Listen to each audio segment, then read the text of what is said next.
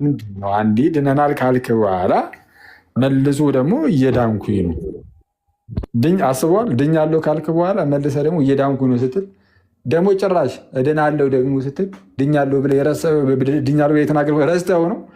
እንደዛ ነው። ይሄ ነገር መቼስ ትረዱታላችሁ። ብዙ ጊዜ ስለተማማር ነው ታውቁታላችሁ ብለን ተስፋ እናደርጋለን። ድነናል፣ እየዳንን ነው፣ እንድናለን ማለት በአጭሩ አሁን አንድ ክርስቲያን ድናችኋል ተብሎ ሲጠየቅ አቡ እንጃ እኔ እንደው እግዚአብሔር ይወቀው ያው መቼስ በኋላ ላይ በቃ እንደው ወደ ጌታ ሲሄድ ነው የሚታወቀው እንጂ መዳኔን እንኳን አላውቅም አይልም ክርስቲያን። ይህን ታውቃላችሁ። ለሁላችሁም ይሄ ነገር አዲስ አይደለም። ድናችኋል ተብሎ ሲጠየቅ ክርስቲያን የሳው ድነናል ብሎ በልበ ሙሉነት ይናገራል። ግን ድነናል ብሎ ግን አያቆምም። ድነናል ስንል አሁን ኦኬ ድነናል ብሎ የማያቆም ከሆነ ዘንድ ከዛ በኋላ የሚመጣው ምንድን ነው የሚለውን ከማንሳታችን በፊት ድነናል ስንል ምን እያልን ነው? ሁላችሁም እንደምታውቁት ድነናል ብለን ስንናገር ሁላችንም በስጋ ከቤተሰቦቻችን አዳማውያን የሆንን ሁላችን ልክ ስንጠመቅ ምን ሆነናል? ክርስቶሳውያን። ልክ አዳማውያን የነበርን ሰዎች ክርስቶሳውያን እንሆናለን። ስንጠመቅ የክርስቶስ እንሆናለን። የእግዚአብሔር ልጆች እንሆናለን። ክርስቲያኖች እንሆናለን። ይህንን ነገር በስራ ያገኛል። እስቲ ሰርቶ እኔ ስለሰራው ነው ወደ ክርስትና የመጣሁት፣ እኔ ስለሰራው ነው ከአዳማዊነት ወደ ክርስቶሳዊነት የተሸጋገርኩት፣ እኔ እንደው መልካም ስራ ስለሰርቼ ነው የእግዚአብሔር ልጅ የሆንኩት የሚል ሰው አለ ከእናንተ መካከል ጋይስ? አንዳች ሰው እንኳን አይኖርም። ማንም ሰው በስራው የእግዚአብሔር ልጅ መሆን የሚችል የለም። ኢኒሻሊ ገና ከጅምሩ ሰርቶ የጽድቅ ስራን ሰርቶ የእግዚአብሔር ልጅ የሆነ የጽድቅ ስራን ሰርቶ ከአዳማዊነት ወደ ክርስቶሳዊነት የመጣ ወይም የክርስቶስ የሆነ የለም። እንደዚህ ብለን እኛ አናስተምርም። ያለ ስራ እንዲሁ ስለዛ እንመካለን። አሁን በስራዬ ነው እኔ ብሎ ቦስት የሚያደርግ የሚመካለ። ለዛ ነው ባይዚ ጳውሎስ ምን የሚለው ማንም ቦስት እንዳያደርግ ማንም እንዳይመካ ከስራ አይደለም የሚለው አሁን እዚህ ጋር ነው። ለዚህ የሚያገለግል ነው። አንዳንድ ሰዎች ከዚህ በኋላ አሁን ቀጣይ ለምናወራው የሚጠቀሙታል እንጂ ጳውሎስ ማንም እንዳይመካ ከስራ አይደለም፣ ጸጋው በእምነት አድኗችኋል፣ ይህም ከእናንተ አይደለም፣ ማንም እንዳይመካ ከስራ አይደለም እያለ የሚናገረው በተደጋጋሚ ወይም ደግሞ በሌላ ስፍራ የእግዚአብሔርን ጸጋ አልጥልም፣ ጽድቅስ በሕግ በኩል ከሆነ እንኪያስ ክርስቶስ በከንቱ ሞታ ይላል። የእግዚአብሔርን ጸጋ ከቶ አልጥልም፣ ጽድቅስ በሕግ በኩል ከሆነ ኦኬ ሕግን በመፈጸም እንጸድቃለን የሚል ሰው ከተነሳ ጽድቅ በሕግ በኩል ነው። በሕግ በኩል ከሆነ ታዲያ ክርስቶስ በከንቱ ነው የሞታ? ለምን ጌታ ኢየሱስ ታዲያ መጣ? ለምን ይሞታል? በሕግ ከሆነ ሕግማ አስቀድሞ ተሰጥቶ ነበረ። ክርስቶስ ሳይመጣ በፊትም ሕግ እኮ በሙሴ በኩል ተሰጥቶ ነበረ። ልክ ዮሐንስ ወንጌል ምዕራፍ 1 ላይ ቁጥር 18 ላይ እንደተነገረው ሕግ በሙሴ ተሰጥቶ ነበረ፣ ጸጋና እውነት ግን በጌታ በኢየሱስ ክርስቶስ ሆነ። ቁጥር 17 አካባቢ ላይ ሕግ በሙሴ ተሰጥቶ ነበር። ስለዛ በሙሴ በኩል የመጣው ሕግ ሰዎችን የማጽደቅ ብቃት ቢኖረው፣ ሰዎችን የማጽደቅ ኃይል ቢኖረው ክርስቶስ መጥቶ ባልሞተ ነበረ። ስለዛ ሕግ ራሱ እምነት እስኪመጣ ድረስ እንደ ሞግዚት ሆኖ ያቆየን ነበር። ስለዛ ክርስቶስ መጣልን። ክርስቶስ መጣ። በእኛ የማይቻለው በእርሱ ተችሎ፣ ምክንያቱም እርሱ ሰው ብቻ አይደለም አምላክም ነውና ሞተ፣ ተነሳ። ስለዚህ እርሱም በማመን በክርስቶስ በማመን በኩል የሚገኝ የእግዚአብሔር ጸጋ አለ። ስንጠመቅ የእግዚአብሔርን ጸጋ እንቀበላለን። ያ ጸጋ ያድነናል፣ ከአዳማዊነት ወደ ክርስቶሳዊነት ያሸጋግረናል። የጥፋት ልጆች የነበርን የእግዚአብሔር ልጆች እንሆናለን። ስለዛ አስቀድሞ የእግዚአብሔር ልጆች ስንሆን ያለ ስራ ነው። በቃ እንዲሁ በጸጋው ስንጠመቅ ይህን ነገር እናገኛለን፣ የእግዚአብሔር ልጆች እንሆናለን። ስለዛ ድነናል ብለን ስንናገር ይህንን ነው። ከአዳማዊነት ወደ ክርስቶሳዊነት መተናል። አሁን የተመረጥን ህዝቦች ነን፣ የክርስቶስ የሆንን ሰዎች ነን። ስለዛ ድነናል። ከዛ ከድንግዝግዝ ጨለማ ወደዚህ ወደሚደንቀው ብርሃኑ ተጠርተናል። ይኸው መተናል፣ ወደ ብርሃን ወጥተናል፣ ወደ ብርሃኑ መተናል። ሞት ውስጥ ነበርን ያለ ነው። አዳማውያን ስንሆን አዳም የሞተ ስለሆነ ሞቶ የቀረ ስለሆነ አዳማውያን ሁሉ ሙታን ናቸው። ስለዚህ ከአዳማዊነት ወደ ክርስቶሳዊነት ስንመጣ የአዳም ከመሆን የክርስቶስ ወደ መሆን ስንመጣ ከሞት ወደ ህይወትም እየመጣን ነው። ያለ ስራ ከሞት ወደ ህይወት መጥተናል። ያለኛ አንዳች ስራ ከድንግዝግዝ ጨለማ ወደሚደንቀው ብርሃን መጥተናል። ስለዚህ ይህን ብርሃንን የሰጠን ጌታችን ነው። ህይወትን የሰጠን ጌታችን ነው። እንዳትረሱ ያለ እኛ መልካም ስራ። እሺ ከዛስ አሁን አንድ ሰው ሲጠመቅ እንዲህ ያለ ጸጋ፣ እንዲህ ያለ በረከት፣ እንዲህ ያለ ድህነትን ካገኘ ከዛ በኋላ ደግሞ ምንድነው? ድነናል፣ እየዳንን ነው ወይም መዳናችንን እንፈጽማለን ብለን እናገራለን። እየዳንን ነው ማለት ምን ማለት ነው? በአጭሩ አንድ እንደዚህ ወደ ብርሃኑ የመጣ ሰው ያለ እርሱ ስራ ማለት ነው። ወደ ብርሃኑ የመጣ ሰው ያለ እርሱ ስራ ከሞት ወደ ህይወት የመጣ ይህ ሰው አሁን እኛ ማለት ነው የዳንን ሰዎች፣ ያ የዳነው ሰው ደግሞ ድህነቱን መፈጸም እንዳለበት ደግሞ መጽሐፍ ቅዱስ ይናገራል። መጽሐፍ ካለ አለን በቃ አለቀ። መዳናችሁን ፈጽሙ ይላል ፊልጵስዩስ ምዕራፍ 2 ቁጥር 12 ላይ ያውም በፍርሃትና በመንቀጥቀጥ ሆናችሁ ነው የሚለው።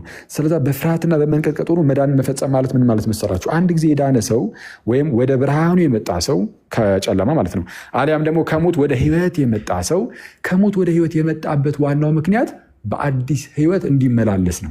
ወደዚህ ወደ አዲሱ ህይወት የመጣ ነው ጋይስ። በቃ አንድ ጊዜ ድነናል ብለን ፈዘን እንድንቀመጥ፣ እንድናንኮራፋ፣ እንድናንቀላፋ አይደለም። ይልቁንም ወደ አዲሱ ህይወት የመጣ ነው በዚህ በአዲሱ ህይወት ደግሞ እንድንመላለስ ነው። በአዲሱ ህይወት እንድንመላለስ ከድንግዝግዝ ጨለማ ወደዚህ ወደሚደንቅ ብርሃን የመጣ ነው። በቃ ያው ወደ ብርሃን መተናል፣ በቃ አሁን ደግሞ ዝም ብለን እንቀበል እንድንል አይደለም። ወይም አንድ ጊዜ ወደ ብርሃን ከመጣን በኋላ ተመልሰን በጨለማ እንድንመላለስ፣ በኃጢአት እንድንመላለስ አይደለም። ይልቁንም ወደ ብርሃን ከመጣን በኋላ ወደ ብርሃን የመጣ ነው በብርሃኑ እንድንመላለስ ነው። በብርሃኑ መመላለስ እርሱ ድህነትን መፈጸም ይባላል። በብርሃን መመላለስ እርሱ ነው በቃ ድህነትን መፈጸም። ወደ ብርሃን የመጣው በብርሃኑ እንድትመላለስ ነው። ወደ አዲስ ህይወት የመጣው በዚህ በአዲሱ ህይወት እንድትመላለስ ነው። በብርሃን መመላለስ፣ በአዲሱ ህይወት መመላለስ ማለት ክርስቶስን የሚመስል ህይወት መኖር ማለት ነው። ክርስቶስን በመምሰል ህይወት ውስጥ እግዚአብሔርን በመምሰል ህይወት ውስጥ መኖር፣ ክርስቶስን መምሰል በህይወት ልክ ጳውሎስ እኔ ክርስቶስን እንደምመስል እናንተም እኔን ምሰሉ እንዳለ ጌታ ኢየሱስን እየመሰሉ ደግሞ የቅድስና ህይወትን መኖር። ልክ ማነው ጴጥሮስ እንደተናገረው የጠራችሁ ቅዱስ እንደሆነ እናንተም በኑሯችሁ ሁሉ ቅዱሳን ሁኑ ይላል። የጠራችሁ ቅዱስ እንደሆነ እናንተም በምን ቅዱሳን ሁኑ? በኑሯችሁ። አሁን የኑሮ ቅድስና አለ። አስቀድመን ስንጠመቅ ያገኘነው ቅድስና አለ። ከዚህ አንጻር መጽሐፍ ቅዱስ ቅዱሳን ይለናል። በነገራችን ላይ ያገኘነው ጽድቅ አለ። ከዚህ አንጻር ጻድቅ ተብለን ልንጠራ እንችላለን። አሁን የመጀመሪያውን ካገኘነው አንጻር ማለት ነው። ግን ይህ ሁሉ ግን መፈጸም ያለበት ነው። አንድ ጊዜ አልቆለታል የሚባል አይደለም። አይተዋል። አዎ አግኝተሃል ድህነትን፣ ግን ያ ድህነትን መፈጸም አለበት። ልክ ሲፈጸም የሁሉም ነገር መጨረሻ ሲሆን ደግሞ ያኔ ምን ትሆናለህ? በቃ እንድናለን እንላለን። ይህ ነገር ሁሉ ፍጻሜ ሆኖ ድህነታችን ይጠፋል ብለን በማናስብበት ደረጃ ለዘላለም ከጌታ ጋር መኖር ስንጀምር እሱም ድህነት ተብሎ ይጠራል። ስለዛ ምንድነው? ድነናል፣ እየዳንን ነው ስንል አሁን ድህነትን መፈጸም ነው። እንድናለን ስንል ደግሞ ክርስቶስ መጥቶ ለዘላለም ከእርሱ ጋር ስንገባ ይሄ የሚበሰብሰው ስጋ የማይበሰብስ ሆኖ ተነስተን ከክርስቶስ ጋር መኖር የምንጀምርበትን እርሱም እንድናለን ብለን እንናገራለን። እሱም ልክ ምንድነው በዕብራውያን መልእክቱ ምዕራፍ 9 ላይ ቅዱስ ጳውሎስ ቁጥር 28 ላይ ያድናቸው ዘንድ ለሚጠባበቁት ሁለተኛ ጊዜ ያለ ኃጢአት ይገለጥላቸዋል እንዳለው ያድናቸው ዘንድ ለሚጠባበቁት ነው የሚለው። ያድናቸው ዘንድ የሚጠባበቁት እነማን ናቸው? ክርስቲያኖች እኛ ነን። ባይዚ ያድነን ዘንድ የምንጠባበቀው እንጂ አንድ የሆነ ሌላ የማያምን ኢአማኝ አይደለም። ጌታ ኢየሱስ ሁለተኛ ጊዜ ያለ ኃጢአት፣ በኃጢአት አይደለም። ከዚህ ቀደም በኃጢአት መጥቷል፣ ስለ ኃጢአታችን ማለት ነው። በታላቅ ትሕትና እየተመታ ምን እያለ መጥቷል። አሁን ግን ያለ ኃጢአት ጌታ ኢየሱስ ሁለተኛ ጊዜ ያለ ኃጢአት ይታየልናል ወይም ይገለጥልናል። ይመጣል፣ ኢየሱስ በክብር ይመጣል። ስለሚመጣ ዳግም ያድናቸው ዘንድ ለሚጠባበቁት አይደል ያለው? ሁለተኛ ጊዜ ይመጣል የተባለው። ስለዚህ ያድናቸው ዘንድ የሚጠባበቁ አሉ። እነሱም እኛ ነን። የምንጠባበቀውም ጌታ ኢየሱስ አሜን፣ ጌታ ኢየሱስ ቶሎ ና እያልን ነው የምንጠባበቀው። እሺ ጋይስ፣ መንፈሱና ሙሽራይቱ ና ይላሉ ተብሎ እንደተናገረ በዮሐንስ ራዕይ ምዕራፍ 2 ላይ፣ ጳውሎስን በኮሪንቶስ መልእክቱ ላይ ጌታ ኢየሱስ ና ብሎ እንደተናገረ ጌታን እርሱም ኢየሱስ ክርስቶስን የማይወደው ቢኖር የተረገመ ይሁን ይልና ጌታ ኢየሱስ ና ይላል ጳውሎስ። ጌታን እርሱም ኢየሱስ ክርስቶስን የማይወደው ቢኖር እርሱ የተረገመ ነው። ስለዛ ጌታ ኢየሱስን የማይወድ ክርስቲያን ሊኖር አይችልም ማለት ነው። ስለዛ ክርስቶስን መውደድ አለብን።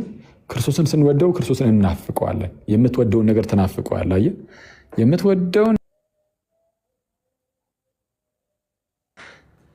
አይዳውት ብዙዎቻችን ጋር ያጠራጥራል። ከክርስቶስ ይልቅ ዓለምን በጣም እየወደድን የምንሄድ ከሆነ ክርስቶስ አሁን እንኳን ባይመጣ ትንሽ የተወሰነች ጊዜ እዚህ ዓለም ላይ አንዳንድ ነገሮችን ብናደርግ የምንል ከሆነ አስቸጋሪ ይሆናል። ስለዛ ከክርስቶስ ይልቅ ዓለምን እየወደድን ነው ማለት ነው። ክርስቶስን የምንወደው ከሆነ ግን ክርስቶስን እንዲመጣ እናፍቃለን። ስለዛ ጳውሎስ ምን አለ? ጌታን እርሱም ኢየሱስ ክርስቶስን የማይወድ ቢኖር የተረገመ ይሁን ይልና ጌታ ኢየሱስ ና ይላል። ጌታ ኢየሱስ ና።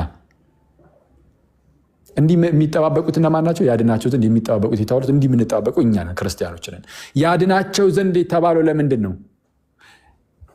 ያድናቸው ዘንድ የተባለ አሁን ክርስቶስ ያድኑናል እኮ ኦፍኮርስ። ግን ያ ድህነት ግን ስለሚፈጸም እሱ የፍጻሜውን ለማመልከትም ይሄ ቃሉ እንደዚህ ይገባል። ፍጻሜውን ለማመልከት በቃ ለዘላለም ከእርሱ ጋር ልንኖር በሰማይ በአባቱ ዘንድ መኖሪያን አዘጋጅቶልናል። ጌታ ኢየሱስ ወደዛ ይወስደናል። ይመጣል ጋይስ፣ ክርስቶስ ኢየሱስ ይመጣል፣ ይወስደናል። ከእርሱ ጋር ደግሞ ለዘላለም እንኖራለን። ይሄ ቃል ገብቶልናል። ዝም ብሎ እንደዚሁ እንደማይተወን ማለት ነው። በአባቴ ዘንድ መኖሪያን አዘጋጅላችኋለሁ ብሎናል። ስለዛ በቃ ይሄ ምንድነው? ጌታ ኢየሱስ ቃሉን ሲጠብቅ አይተኗል። በጣም በተደጋጋሚ ሞቼ እነሳለሁ ብሎ የተናገረው ጌታ ቃሉን ጠብቆ የምር ሞቶ ከተነሳ ይህ በጣም ከባድ ነገር ስለሆነ በጣም በተደጋጋሚ ይህን ነገር የምነግራችሁ ሞቼ እነሳለሁ ብሎ ይህንን ቃል መጠበቅ ለማንም አይቻልም። ዶክተር ሆናለሁ ፓይለት ሆናለሁ ብለህ ዶክተር እንደምትሆነው ፓይለት እንደምትሆነው አይደለም። ይሄ እሱን ብዙ ሰው ያደርገዋል። ሞቼ እነሳለሁ ብሎ ተናግሮ ግን የምርም ሞቶ መነሳት የሚችለው ጌታችንና መድኃኒታችን ኢየሱስ ክርስቶስ ብቻ ነው። ጌታ ኢየሱስ ብቻውን ሞቼ እነሳለሁ ብሎ ሞቶ ከተነሳ ሌላ የተናገራቸው ነገሮች ሁሉ እንድናምኑ ያደርገናል። እርግጠኛውን እንድናምኑ ያደርገናል።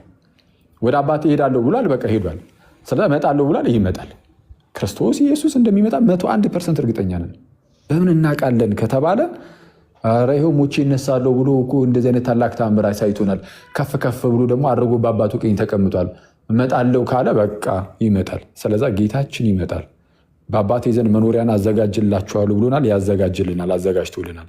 ስለዚህ ወደዛ ይወስደናል። ለዘላለም ደግሞ ከጌታ ጋር እኖራለን። ስለዛ ሞተን አንቀርም። አሁን ሞት አያስፈራንም። ለምን? ክርስቶስ ሞትን አሸንፎታል።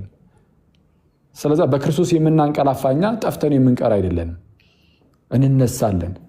የሆነ ዝም ብሎ እንደ እንስሳ ዝም ብሎ ድምጥማጣችን ጠፍቶ የምንቀር አይደለንም።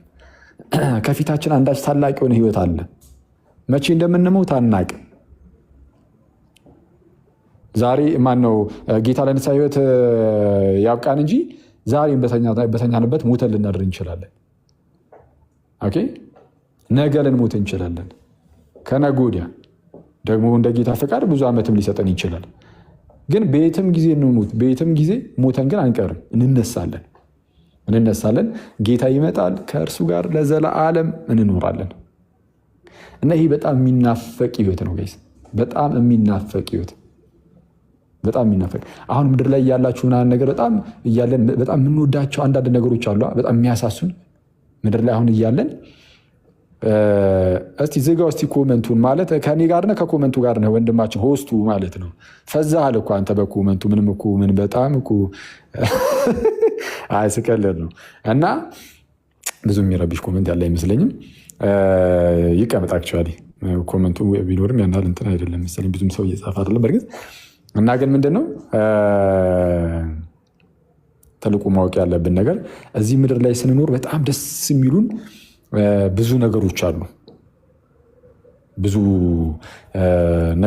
አሁን አይደለ አሁን እንደ ስጋነታችን ስጋ ከመሆናችን አንጻር ጋይስ፣ በዚህ በዓለም ሳለን ስጋ ከመሆናችን አንጻር የምንወዳቸው ነገሮች ምናምን በዙሪያችን አሉ። የሆነ በቃ እንደ ስጋ የሚያስደስቱን ነገሮች፣ መብላት መጠጣት የሚያስደስተው ሰው ሊኖር ይችላል።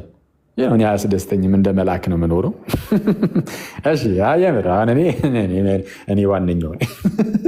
እሺ መብላት መጠጣት መጫወቱ ከጓደኞቹ ጋር ፈታ ማለቱ ምናምን ደስ ሊያሰኝ ይችላል። በራሳቸው ኃጢአት የላቸውም እነዚህ እውነቱን ለመናገር ግን ይሄ የፌሚሊ ነገር የቤተሰብ ነገሩ ምኑ ስራው ምኑ ሁሉ በቃ የሆነ ደስ የሚል ነገር ሊኖር ይችላል። በቃ የሆነ የዓለም ብልጭልጩ ነገርም ሊያስደስት ይችላል እውነቱን ለመናገር። እና ዓለም አንተ ደስ የሚያሰኝ ነገር የተወሰነ ትሰጥሃለች። እና ሊያስደስት ይችላል አሁን ላይ። ግን ደግሞ ገስዋት አሁን ላይ ደስ የሚያሰኝ ነገር ማለት ነው። ለምሳሌ አሁን 20 ቤቶች ውስጥ ከሆንክ እድሜ 30 ቤቶች ውስጥ ሙን አሁን ላይ የሚያስደስቱ ነገሮች ከትንሽ ጊዜ በኋላ ከተወሰነ ዓመት በኋላ ያ ነገር አንተን ማስደሰት ማቆም ይጀምራል። በቃ እየሰለቻቸው ትሄዳሉ። እነዚህ ነገሮች አሁን ላይ አይሆኑም ማለት ትጀምራለህ። ልክ እንዴት መሰለህ? ሕፃን እያለህ የሚያስደስቱ አንዳንድ ነገሮች አሁን ላይ እንደማያስደስቱ ማለት ነው። ወዳጅ ሕፃን እያለ ፊሽካ መንፋት የሚያስደስት ነገር ሊሆን ይችላል። አሁን ላይ በፍጹም ሊያስደስት አይችልም ያ ነገር። ልጅ እያለ ምናልባት አሁን የዘመኑ ልጆች ኤርናሞል ገብታችሁ ያንን መኪና መንዳት ምናምን ነገር በጣም የሚያስደስታችሁ ነገር ሊሆን ይችላል። አሁን ግን 25-30 ዓመት ከሞላ በኋላ እንደዚህ አይነት መዝናኛ ቦታዎች ገብተህ ያንን ትንሽዬውን መኪና መንዳት ምናምን አያስደስትህም። ማለት ምናልባት አንዳንድ ሰው ሊገኝ ይችላል እዛው መኪና ላይ ሆኖ አሁን ራሱ እየሰማኝ ያለ ሰው የ30-40 ዓመት ሰው ሆኖ አስበው ኤርናሞል ገብቶ ዝግ ነው እንጂ አስቧል። በ30 ዓመቱ በ40 ዓመቱ የህፃናቱን መኪና ኤርናሞል ገብቶ ሲነዳ እና ምንድነው አክቹዋሊ ከልጆቻቸው ጋር የሚነዱ አሉ። እነሱ ልጆቻቸውን ለማጫወት ነው፣ ፒስ ነው። እና ግን ያ ግን አሁን ለአንተ ደስታን ይፈጥርላሉ? አይፈጥርልህ። ፊኛ መንፋት ደስ የሚያሰኝ ጊዜ ነበረ ህፃን እያለ። አሁን ላይ ፊኛ ነፋ በተባለ አይመጣውም። አየህ፣ ህፃን እያለህ የሚያስደስት ነገር አሁን እዚህ እድሜ ላይ ስደርስ በቃ የሚያስደስተኝ ጊዜ አለፈበት ትላለህ። ልክ እንደዛ ሁሉ አሁን የሚያስደስት ነገር ከትንሽ እድሜያት በኋላ ደግሞ ነው የምትልበት ጊዜ ይመጣል። እንደውም የምትጸየፈው ጊዜ ሊመጣ ይችላል። ያንን ነገር ልትጸየፉ ይችላል። ህፃን እያለ ጭቃ ማቡካትም ደስ ይላል። አሁን ላይ ጭቃ ማቡካት ትጸየፈዋለህ።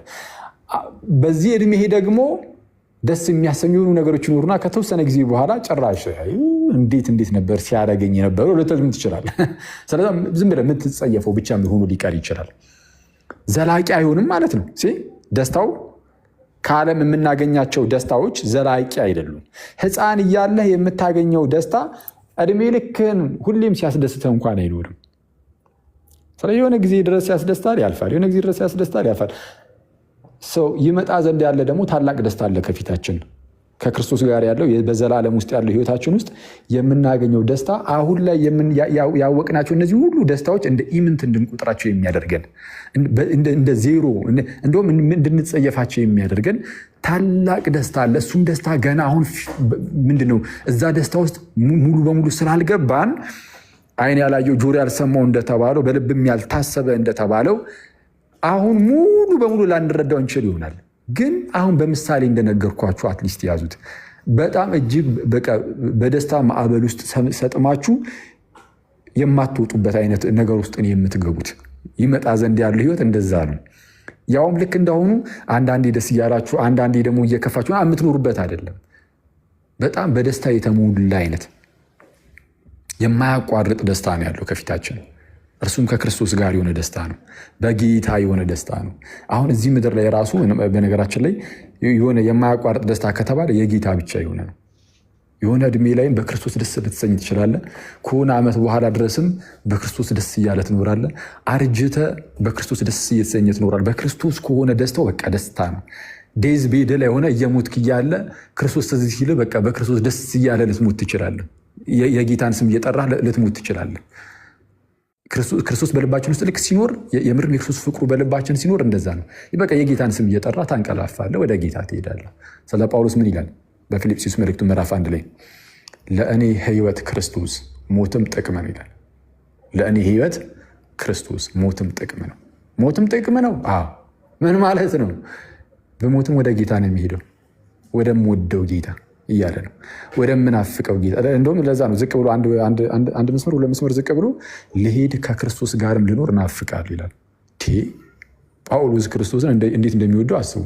ማለት ሙሉ በሙሉ ህይወቱን በቃ ለአገልግሎት የሰጠ ሰው ነው። ወደዛ ይሄዳል፣ ወደዛ ይደክማል። ሌላ ነገር አያምሮም። ዓለማዊ ነገር ኢቭን አያገባም። ጳውሎስ በቃ ለክርስቶስ ሙሉ በሙሉ ራሱን አሳልፎ ሰጥቷል። ጌታ ስለ እኔ ሞቷል፣ እኔ ስለ እርሱ እኖራለሁ። በቃ ለእርሱ ነው የምኖረው ነው የሚለው። እኔ ከክርስቶስ ጋር ተሰቅያለሁ ነው የሚለው። የጳውሎስን ስብከቱን ካያችኋቸው መልእክታቱ ምናምን በቃ እኔ ከክርስቶስ ጋር ተሰቅያለሁ። አሁን የምኖረው ራሱ እኮ ኑሮ በክርስቶስ ላይ ባለኝ እምነት ነው። ያለ ይናገራል። ኦኬ በጣም ጌታን ስለሚወደው ሞት ሲመጣበት ጳውሎስ ደስ ነው የሚለው። ለምን? ያው ቃላ ወደ ጌታ ሊሄድ ነው። እሰይ ጠቅመን ይሄም ይላል። ይናፍቃል እንደው ወደ ጌታ ጋር። በነገራችን ላይ እውነቱን ለመናገር በጣም ነው የሚያስናፍቀው። እንኳን ለጳውሎስ ለእኛም በጣም ያስናፍቃል። ማለት ያው ድክመቱ ምናምን ስላለ ሞት የተወሰነ እንትን ቢለንም ውስጣችንን ግን ስቲል ግን የሚያስናፍቅ ነገር አለው። በጣም የሚያስናፍቅ ነገር አለው። አስበዋል ክርስቶስን የሚያህል ጌታ የዛሬ 2000 ዓመት በስጋ ተገልጦ ከእመቤታችን ከቅድስት ድንግል በስጋ ተወልዶ በዚህ በምድር ላይ ሲመላለስ የነበረው ያ ጌታ ያ ስለኔና ስለ እናንተ በጣም እንደው የሚያስገርም ውለታን የዋለልን ጌታ ብዙ መከራን የተቀበለው ያ ጌታችን በመስቀል ላይ ደግሞ ወርቃኑ የተሰቀለልን እጆቹን እግሮቹን የተቸነከረልን ያ ንጉስ ደግሞ ተሰቅሎ ሞቶ ያልቀረው ተቀብሮ ያልቀረው ይልቁንም ድል አድርጎ ሞትን የተነሳው ጌታ በክብር ከፍ ከፍ እያለ ሐዋርያቱ እያዩት ያረገው እና በአባቱም ቀኝ የተቀመጠው ያ ጌታ ተስፋ እንዳስደረጉት መላእክት ለሐዋርያቱ ማለት ነው። ይሄ እናንተ ያያችሁት እርሱ ጌታ ወይም ከፍ ከፍ እያለ ያረጋችሁት ልክ እንዳያችሁት ልክ እንደዚሁ ደግሞ ተመልሶ ይመጣል እንዳሉት ጌታችን ኢየሱስ ተመልሶ ይመጣል እናውቃለን።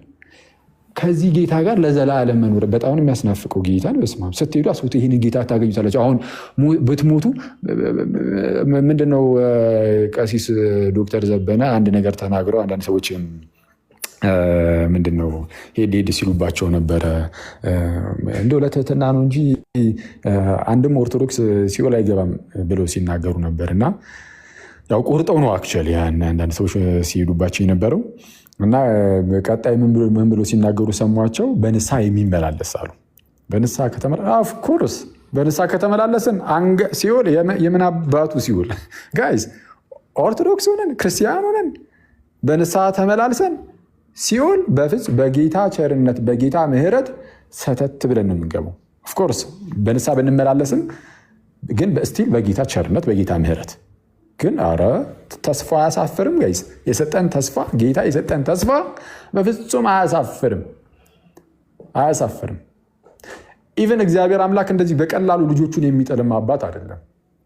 እንደዚህ በቀላሉ ለዳሚኔሽን የሚሰጥ እንደዚህ ለፍርድ ምናምን አሳልፎ የሚሰጥ አይደለም አምላካችን እግዚአብሔር እንዲህ በቀላሉ ማለት ነው። ኦፍኮርስ ያው እንግዲህ ክርስቲያን ከሆንን በኋላ ጸጋውን ከተቀበልን በኋላ በጸጋው ካልተጠቀምንና እንደ አሕዛብ የምንኖር ከሆነ በጨለማ ውስጥ የምንኖር ከሆነ ኦፍኮርስ ያው እንጣላለን። ይሄ የራሳችን ምርጫ ነው። ግን በቀላሉ ግን አይደለም ነው። ኦኬ ጌታ የእርሱ ለሆኑት ኦፍኮርስ በደንብ የሚራራ ጌታ ነው። ለሁሉም የሚራራ ጌታ ነው። በእርግጥም ለማንኛውም ስትሄዱ ይሄንን ጌታ ነው የምታገኙት። የምናገኘው አሁን ስንሞት ወደዛ የምንገባ ከሆነ ወደ ክርስቶስ የምንሄድ ከሆነ በቃ ክርስቶስ ነው የምናገኘው። እንዴ አስቡት። እመቤታችን ደግሞ አለች ቅድስት ድንግል። እንዴ እሷን ቀጥታ ታገኛለህ። ሌሎች የቅዱሳን ነፍሳት አሉ። ወደ እነሱ ማህበር ነው ሄደ የምትቀላቀሉ። ኧረ በስመ አብ! ኧረ ይሄ በጣም ነው የሚያስናፍቀው። በእውነት በጣም ያስናፍቃል። እና ለዛ ነው ጳውሎስ ምን አለ ያልኳችሁ? ለእኔ ሕይወት ክርስቶስ ሞትም ጥቅም ነው። ለእኔ ሕይወት ክርስቶስ ሞትም ጥቅም ነው። ስለዛ ክርስቶስን በቃ ሰው በልቡ ክርስቶስን ከያዘ ሁሌም ከክርስቶስ የሆነ ደስታን እያጣጣመ ይኖራል። እና ሁላችንም ጋይስ ጌታችንና መድኃኒታችን ኢየሱስ ክርስቶስ በልባችን ይኑርልን፣ በልባችን ይንገስ። በልባችን ይንገስ ማለት ምን ማለት መሰለህ? በልባችን ይንገስ ማለት ኢየሱስ እንበል ማለት አይደለም። በልባችን ይንገስ ማለት የምርም ገዢያችን ይሁን፣ የህይወታችን ገዢ እርሱ ይሁን፣ እኛ ባሪያዎቹ እንሁን። ልክ ጴጥሮስም ጳውሎስም መልእክቶቻቸውን ሲጀምሩ ብዙ ቦታ የኢየሱስ ክርስቶስ ባሪያ ብለው ራሳቸውን ያስቀምጣሉ። ልክ እንደዛ የምርም ባሪያዎቹን እርሱ ጌታ ኢየሱስ በልባችን ላይ ንጉሳችን ከሆነ ገዢያችን ከሆነ ለኃጢአት መገዛት እናቆማለን። አይተሃል? ለኃጢአት የምንገዛ ከሆነ ለኃጢአት መገዛት ማለት በነገራችን ላይ ኃጢአትን እያደረጉ መኖር ማለት ነው። ኃጢአትን እያደረግን እየሰራን የምንኖር ከሆነ ለኃጢአት ተገዢ ሆነናል ማለት ነው። ሳናስበው ምን እያለን ነው? ንጉሳችን ገዢያችን ኢየሱስ ሳይሆን ኃጢአት ነው እያለን ነው። ይሄ እንዴት እንደሚያሳፍር እኮ ጌታን በስማ ሳናቀው ገዢያችን ንጉሳችን ኃጢአት ነው። እንደዛ ነው ባይዘ እያልን ያለ ነው ሳናስበው። በጣም በተደጋጋሚ በዛው ኃጢአት ብቻ የምንቀጥል ከሆነ አንድ ጊዜ ተሳስተን ለምንወድቀው ምናምን አይደለም። አፍተሮል ገና ሰው ነን። ሰው ብቻ ሳንሆን ያው ሩጫ ላይ ያለን ሰዎች ነን። ሩጫ ላይ ያለ ሰው ይወድቃል፣ ከዛ ደግሞ ይነሳል፣ ይሮጣል፣ ደግሞ ይወድቃል፣ ይነሳል፣ ይሮጣል። እየሮጠ እያለ የሆነ ሰዓት ላይ ደግሞ ይደክመውና ሊንቀራፈፍ ይችላል። ከዛ ደግሞ የሆነ ነገር የሆነ ኤነርጂ ነገር እንደዚህ ዶፒንግ ምናምን በሉት እጽ ምናምን ይወስድና ደግሞ ይፈጥናል። ግን እጹ ዶፒንጉ ትላል ደግሞ እንዳይመስልብኝ እንጂ እሱን እርሱትና ቃል ቅዱስ ቁርባን ይቀበላል። ቅዱስ ቁርባን በጣም በቃ ያፈጥናል። እሱ ደግሞ ከዛ ቅዱስ ቁርባን እያፈጠነ ደግሞ ትሮጣለህ። እንደዚህ በቃ በህይወት ውስጥ አለ መውደቅ መነሳት፣ በክርስቲያን ህይወት ውስጥ ያለን ይታወቃል። በክርስቲያን ህይወት ውስጥ እንዳትረሱ ጋይስ፣ መውደቅም መነሳትም መውደቅም መነሳትም ያለ ነው። ሰው ይወድቃል ይነሳል። ክርስቲያን ግን ወድቆ መቅረት የለበትም። በተቻለው አቅም በቃ ልክ ሲወድቅ ቶሎ ተጸጽቶ መነሳት አለበት። በወደቀበት በዛው ግን እኔ በቃ በዚሁ ተመቸኝ ልቀጠል ካለ ግን ያኔ ንጉሴ ኃጢአት ነው ይላል። ገዢ ኃጢአት ነው። እኔ በቃ ኃጢአት፣ ምክንያቱም ኃጢአት እየገዛው ነው። ሰው ሙሉ በሙሉ እጁን ለኃጢአት ሰጥቶ ቁጭ ካለ እና ካመነበት በቃ ገዢ ኃጢአት ነው እያለ ነው። ስለዛ ልቡ ላይ ኃጢአት ዞር ብሎ ቼክም አያደርግም። ቅዳሴ እሑድ ጠዋት ላይ ሩጫ አለብኝ ወይ ደግሞ ኳስ አለብኝ። እንደውም እነሱ ይሻላሉ። እሑድ ጠዋት ሩጫ የሚሮጡት እና ኳስ የሚጮቱት እንደውም እነሱ ይሻላሉ። ጭራሽ ቅዳሜ ኦቨር ወጥቶ አድሮ በሃንጎቨር እሑድ ዕለት አልጋው ላይ ተዘሩ የሚገኝ ሰው ሊኖር ይችላል። ወይ ከመጠጥ ቤት አብሮ የሚጠረግ ሰው ልታገኝ ትችላለህ። እና በጣም ይሄ ሼምፉል በጣም የሚያሳዝን እና እንደዚህ ነገር ስታይ በሰዎቹ አትፈርድም ዝም ብለህ በቀላሉ በቃ። ምክንያቱም ይሄ ያሉበትን ሁኔታ አናውቅም እኛ አስተዳደጋቸው ምናምን በቃ በሚያሳዝን ሁኔታ እኛ ሀገር ያደግንበት መንገድም በቃ ስናድግም በጥሩ ሁኔታ አላደግንም። በመንፈሳዊ ሕይወታችን ተኮትኩተን አላደግንም ብዙዎቻችን። ስለዛ ብዙ ሰዎች ይህንን የእግዚአብሔርን ፍቅሩን ምናምን በቃ ከክርስቶስ ጋር ያለውን ኑሮውን ምናምን ብዙም አያውቁትም። ስለዛ በቃ ፊት ለፊት ላይ በአንድም በሌላም ተጣሞ ያድጋሉ። ቤተክርስቲያናችን በጣም ደስ በሚል ሁኔታ ጥንት ላይ የክርስትና እናት የክርስትና አባት ብላ አስቀምጣ ነበረ። የክርስትና እናት የክርስትና አባት ዋናው ጥቅማቸው ምን ነበረ? ሕፃኑ ገና በሕፃንነቱ ይጠመቅ የለ ከተጠመቀ በኋላ በእምነት በቅድስና ምናምን ነገር እንዲያድግ ማድረግ ነው። በቃ የክርስትና እናቶቻችሁ የክርስትና አባቶቻችሁ ያ ነበር ኃላፊነታቸው። ምለዋል ራሱ ባይዜ እናንተ ስትጠመቁ እዛ ተገኝተው በእናንተ ቦታ ሆነው ጸሎት ሃይማኖትን ደግመው ሁሉን የፈጠረ አንድ አምላክ በሚሆን በእግዚአብሔር እናምናለን የሚለው ይህ መሰረታዊ የክርስትና ትምህርትን የያዘውን ጸሎት ሃይማኖት ማለት ነው። እሱን ኮንፌስ አድርገው መስከረው ማለት ነው። አዎ በቃ ይህንን ልጅ በትምህርትም በህይወትም እንደው አንጭ አሳድጋለሁ ብለው ቃል ገብተዋል። ግን አያውቁትም። አሁን ላይ ጭራሽ ለምን እንደተጀመረ ራሱ ብዙ ሰው አያውቅም። ስለዚህ በቃ የክርስትና እናት ሆኛለሁ የክርስትና አባት ሆኛለሁ ለቡዬ ጀግና ዳቦ ይዤ እሄዳለሁ። በቅዱስ ሚካኤል በስማኔ ይዛን እንዳለ በቃ እንትን እኮ ነው።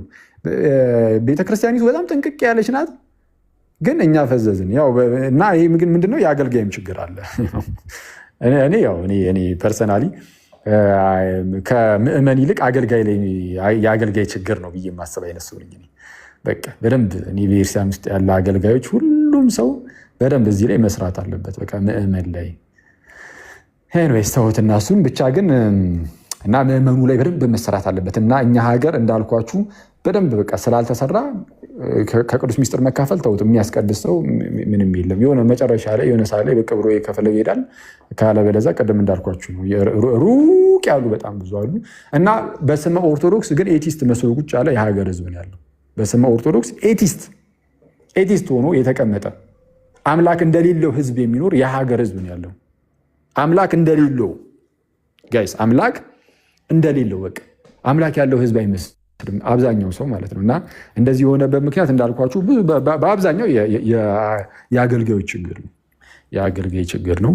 አገልጋይ በጣም ዴዲኬትድ ሆኖ በጣም ለክርስቶስ የታመነ ሆኖ እሱ ራሱ አገልጋዩ ራሱ ኢየሱስ ክርስቶስን ከልቡ ወዱት አፍቅሩት የምርም ከክርስቶስ ጋር የሚኖር ሆኖ ሌላውን ሰው ደግሞ ናና እስቲ አስተምራለሁ የሚል ብቻ አይደለም፣ እየተጠጋ የትም ድረስ ሄዶ ሰዎችን ወደ ቤተክርስቲያን ማምጣት አለበት፣ ወደ ጌታ መቅፍ ማምጣት አለበት፣ ወደ ቅዱስ ቁርባን ማምጣት አለበት።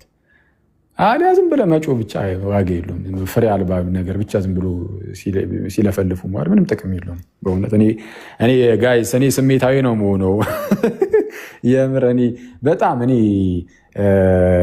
አንድ ሰው በቃ አገልጋይ ነኝ ካለ በቃ የምርም አገልጋይ መሆን አለበት። የምርም የክርስቶስ ባሪያ መሆን አለበት። የምር ጋይስ በቃ የሆነ ድካም ምናምን ቢኖርበት ራሱ በተቻለው አቅም ግን ሊያስጨንቁ ይገባል። በቃ የክርስቶስ ነገር፣ የቤተ ክርስቲያን ነገር፣ የክርስቲያን ወንድም እህቶቹ ነገር የምርም ከልቡ የሚያስጨንቀው። ስለዛ ክርስቶስን የሚወድ ከሆነ ክርስቲያን ወንድም እህቶቹን ይወዳልና የምርም ክርስቲያን ወንድም እህቶቹን የሚወድ መሆን አለበት።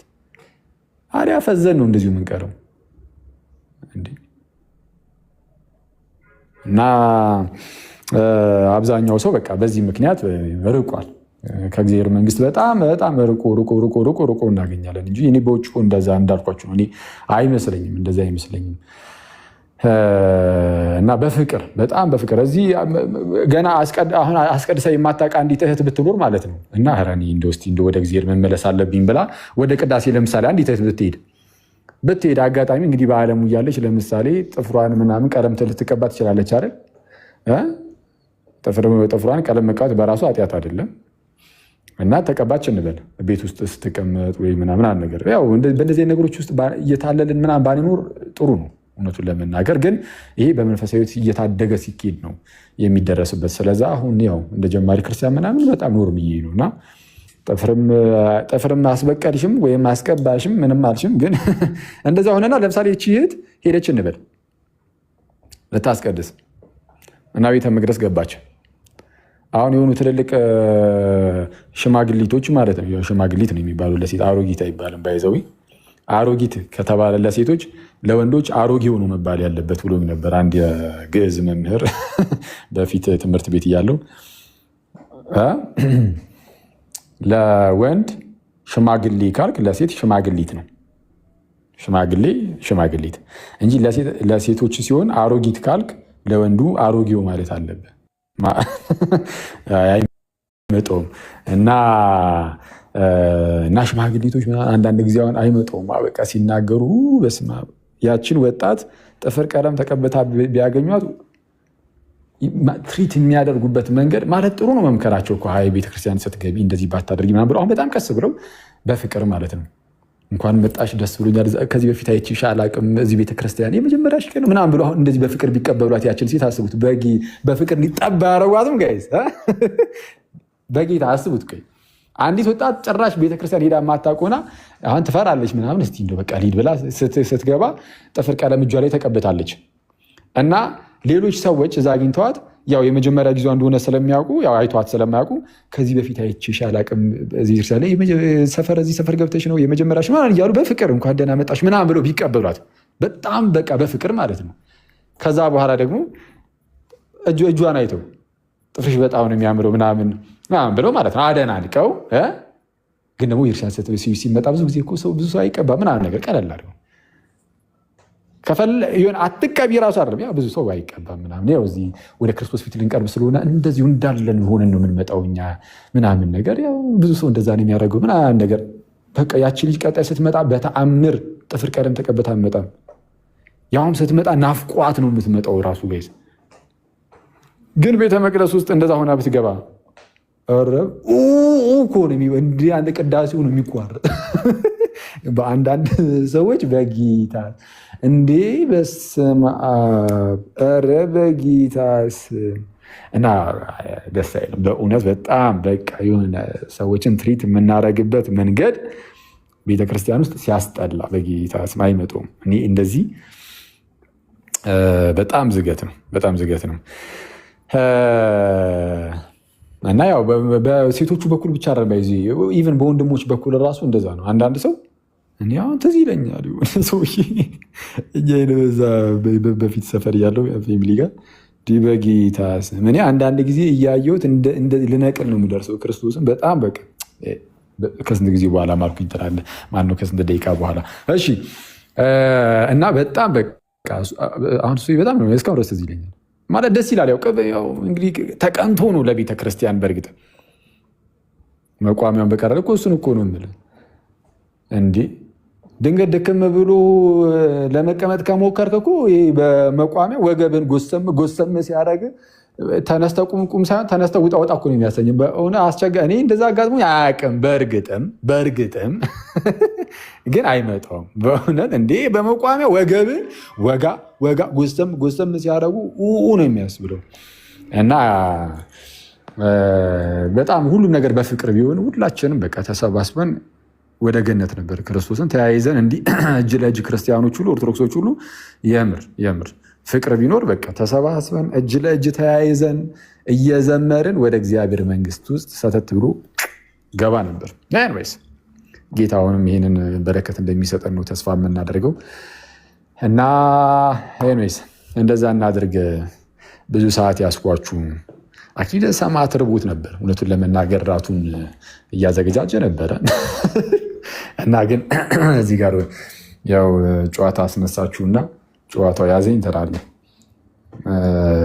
በቃ እስቲ እንትን ትንሽ አብሬያችሁ ልቀመጥ መሰለኝ እና ከዛ በኋላ ሊል ወይስ እንዴት ነው የሚሻለው?